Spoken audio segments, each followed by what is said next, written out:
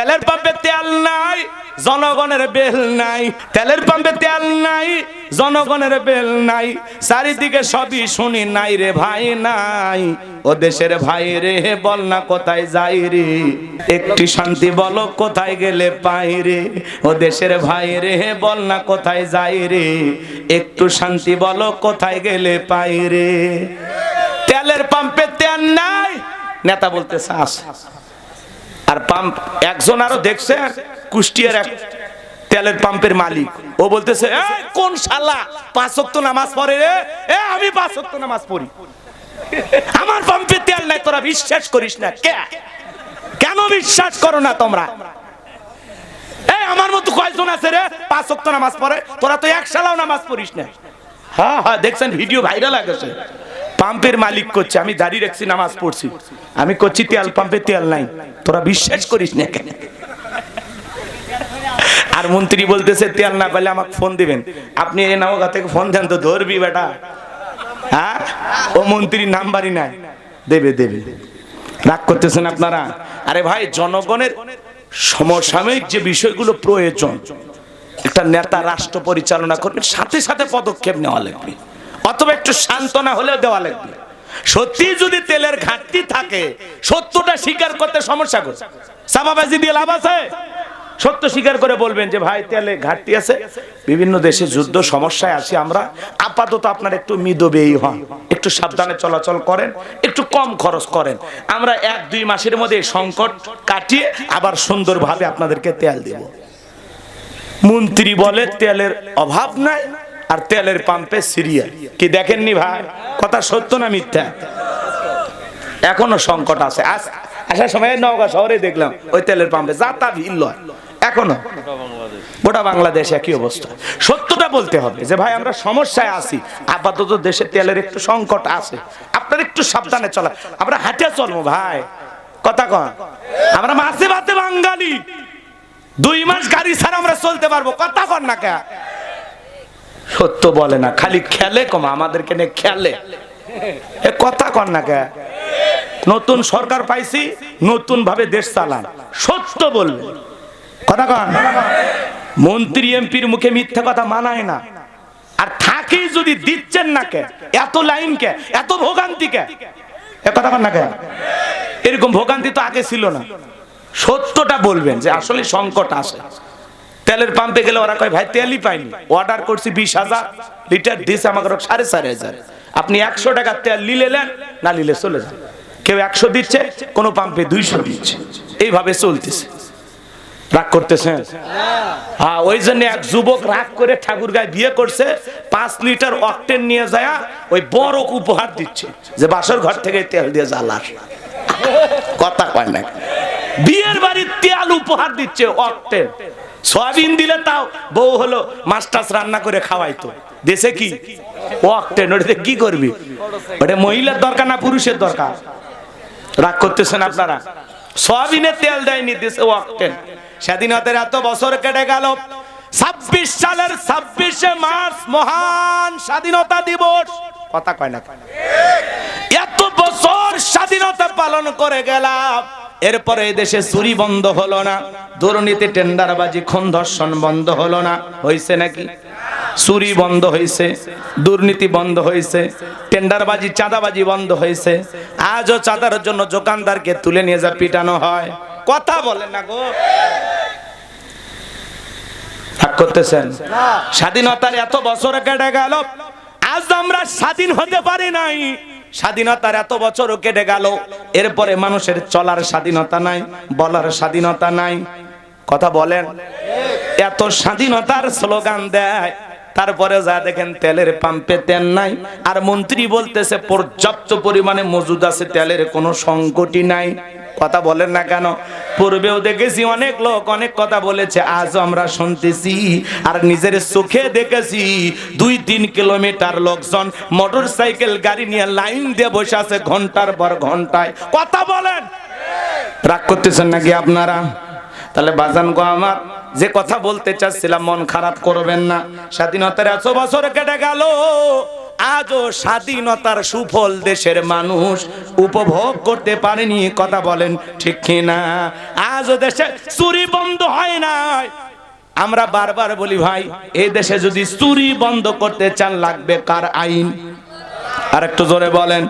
আজ থেকে ১৫০০ বছর আগে আল্লাহ আইন দিয়েছেন, ওয়াসারিকাতু ফাকতাউ আইদিয়াহুমা জাযাআম বিমা কাসাবা নাকালাম মিনাল্লাহ।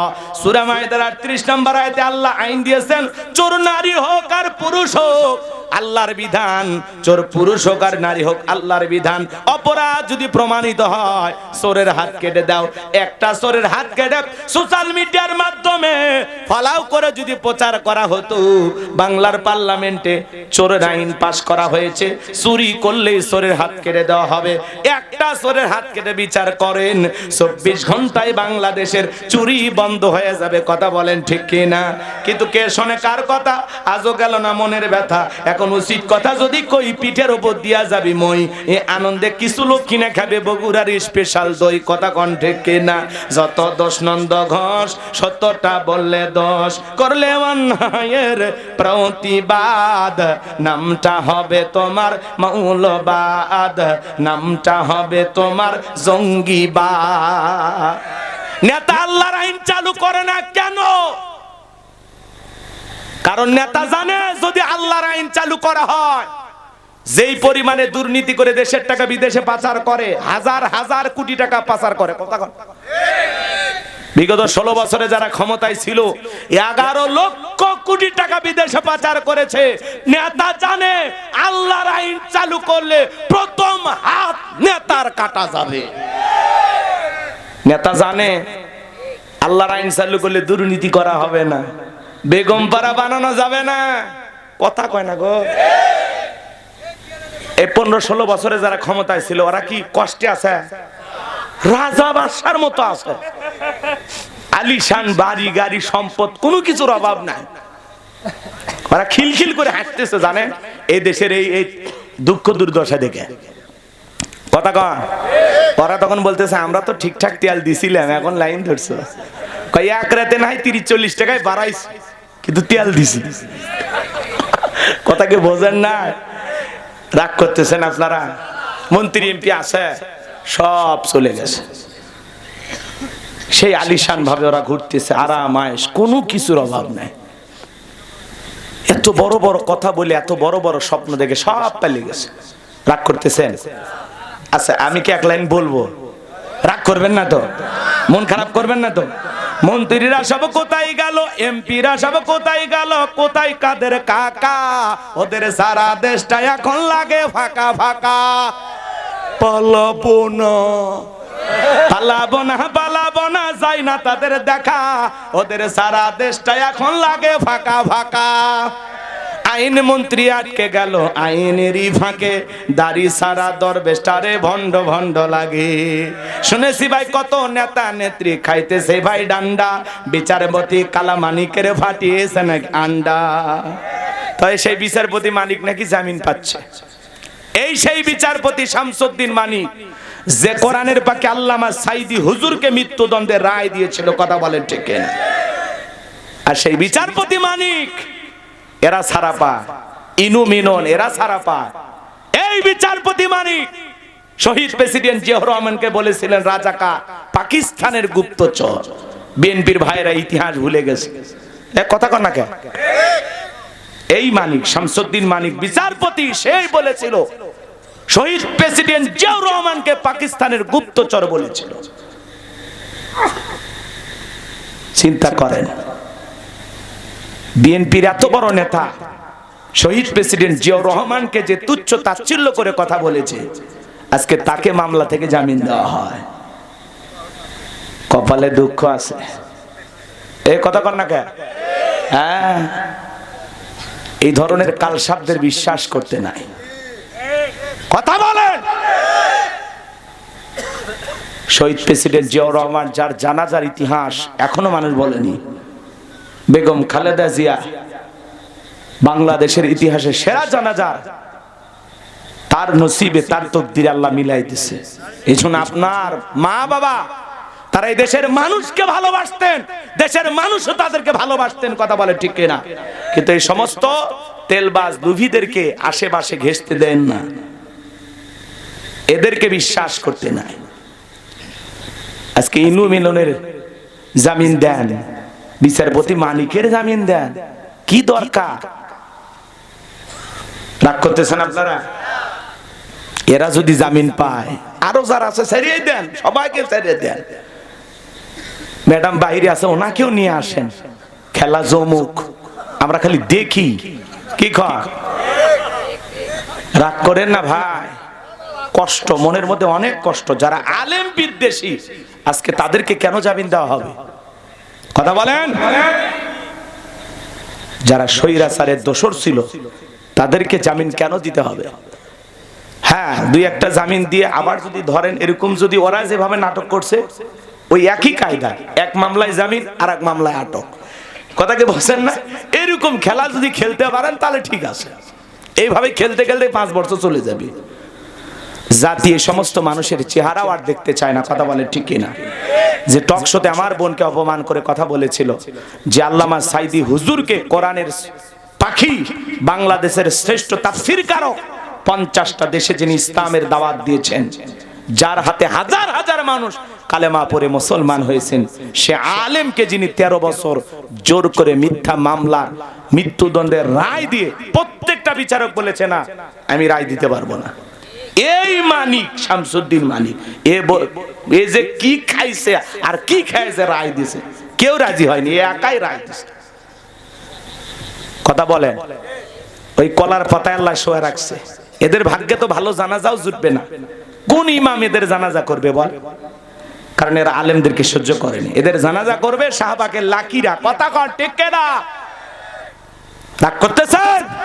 আগে মহিলা প্রধানমন্ত্রী আসছিল, কিছু করলে মন খারাপ করতো, এখন পুরুষ মন খারাপ করবে না। হিগন 35 বছর পরে বাংলাদেশে পুরুষ প্রধানমন্ত্রী, মারহাবা কোন? হ্যাঁ, রাস্তাঘাটে গাড়ি আটকায় জনগণের সাথে কোলাকুলি করে, কি নেতা! মারহাবা কোন?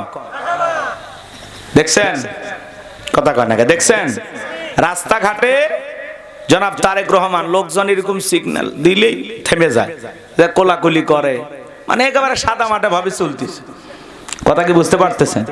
উনি চেষ্টা করতেছেন, উনি যেভাবে সাদা মাটা ভাবে চলাফেরা করতেছেন, একই গেঞ্জি পরে খালি ঘরে, একই শার্ট পরে ঘরে, কোনো ভাব নাই, মোশন নাই, কথা কয় না কেন?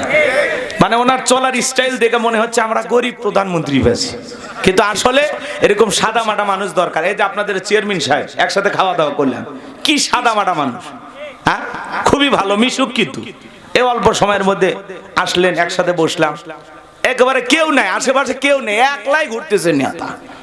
মারহাবা কোন? এরকম যুবকেরা যদি সমাজের নেতা হয় এরকমই হবে।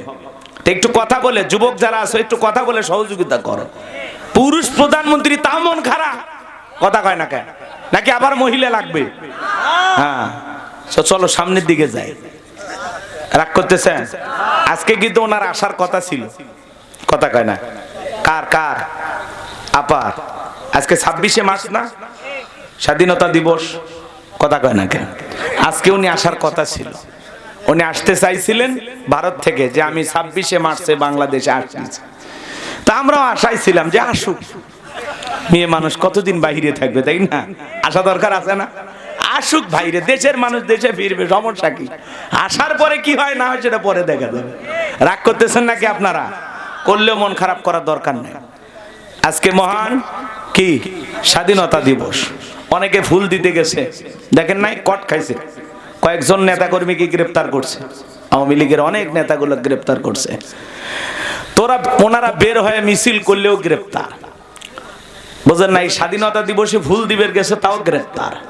তা আগে এরকম হয়েছিল, ওই যে দেখাতি দেখা, শেখাতি শেখা, ওই একই কায়দায় চলতেছে, কথাকে বলছেন?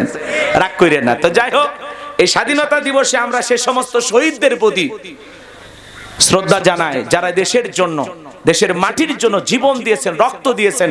আল্লাহ যেন তাদেরকে শহীদ হিসেবে কবুল করেন, আল্লাহ যেন তাদের কবরগুলো জান্নাতের বাগান বানায় দেন। চিল্লা করে আমিন। এদেশের জন্য যারা জীবন দিয়েছে আমরা তোমাদেরকে ভুলবো না। এই লাল সবুজের পতাকা ছোট্ট একটি মাতৃভূমি, এই দেশটার জন্য যারা জীবন দিয়েছে, বুকের তাজা রক্ত দিয়েছে, সেই বীর পুরুষ শহীদদেরকে আমরা কখনো ভুলতে পারবো না।